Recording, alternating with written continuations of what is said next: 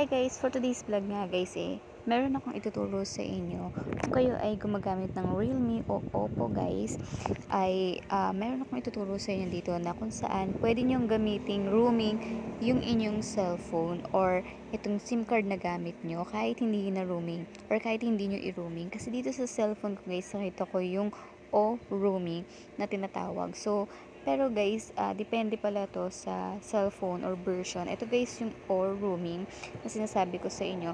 Kung saan guys, pwede na kayong mag-travel gamit to at para magkaroon kayo ng internet access kahit hindi naka-roaming yung number nyo or kahit hindi kayo nagbumili ng roaming number. Ito yung guide guys. Pag pumunta ka dyan, meron dyang mga lugar na gusto mong puntahan. Makikita mo dyan.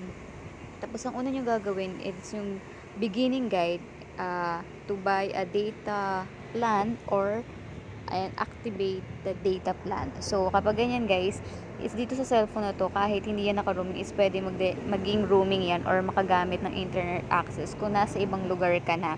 Kasi di ba usually kapag pumunta ka ng ibang bansa, bibili ka ng roaming number para meron kang access sa mga kamag-anak mo dito sa Pilipinas. Pero guys, ito sa akin kasi may sarili siyang roaming na pwede mong gamitin yung SIM card mo kahit hindi roaming. So, for example, yan, pili ka ng bansa.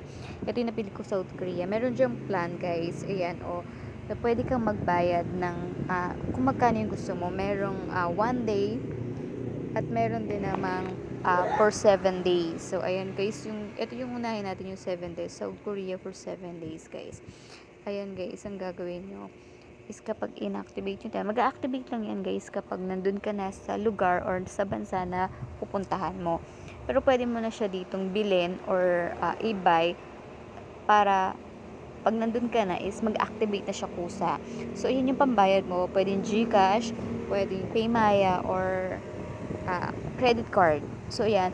Basta, ito guys is parang yung cellphone ko kasi is may sarili siyang roaming. So, hindi ko na kailangan bumili ng roaming number or roaming SIM card kasi makakagamit ako ng internet access. Basta meron akong ganun. So, pwede lang pala siya. Ito pala yung ibig sabihin niya nung all roaming dito sa aking cellphone. At hindi lahat is meron nito. So, ayan yung sinasabi guys. Pwede nyo basahin niya. Ayan yung sinasabi. Yung all roaming is a feature of Oppo smartphone and some Realme device. So, meron din pala yung Realme and then allows user to purchase and use data package from local carrier while traveling. So, ayan guys, yung sasabi ko sa inyo na kahit hindi ka bumili ng roaming SIM card, is pwede siya. Ito yung paano to gamitin, how to use it. Find the app. So, yun, nahanap ko na nga yung apps. Tapos, locate the OR apps on your Oppo phone and install. Naka-install na talaga siya. Tapos, kung magpa-franchise ka, guys, select your destination and package na gusto mo. So, yung kinuha ko is 7 days. Kung 7 days ka. Tapos, is mag-activate siya upon arrival. Kung nandun ka na sa lugar na yon or doon sa sabi mong lugar na gusto mong puntahan, doon na siya mag-activate, guys. Pero, pwede mo na siya ditong bilhin dahil pwede mo naman ditong i-purchase agad yung payment at saka yung data na kailangan mo. O di ba bongga guys? So depende lang pala to guys, hindi pala to lahat is nagkakaroon ng ganito. Yun ang share ko lang sa inyo.